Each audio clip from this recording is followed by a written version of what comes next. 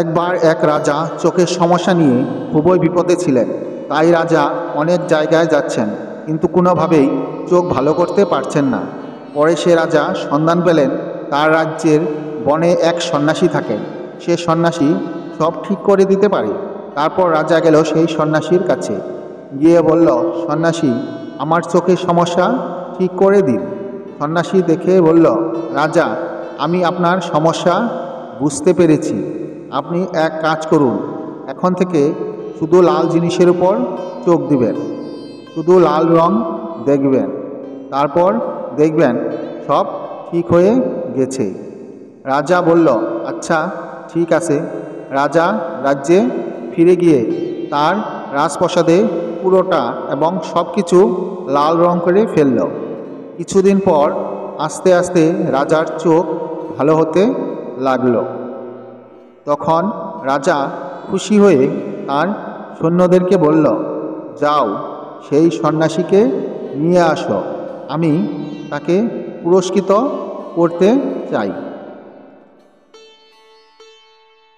তারপর সন্ন্যাসী যখন আসলেন, তখন সৈন্যরা বালতি ভরে লাল রং দিয়ে তাকে ভিজিয়ে দিল।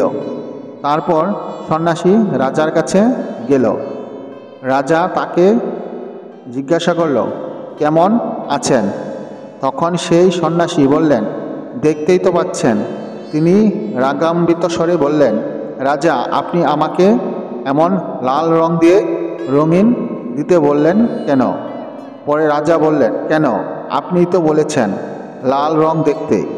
রং না দিলে পরে আপনাকে দেখলে তো আমার চোখে সমস্যা হবে, তাই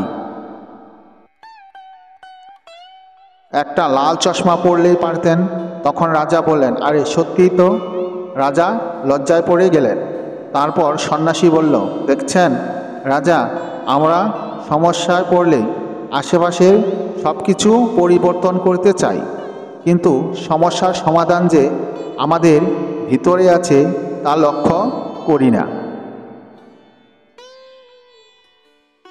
আমাদের নিজেদের বদলাতে বড় বড় কোনো দেশে যেতে হবে না, নিজের দেশে থেকেই নিজেকে বদলাতে পারব।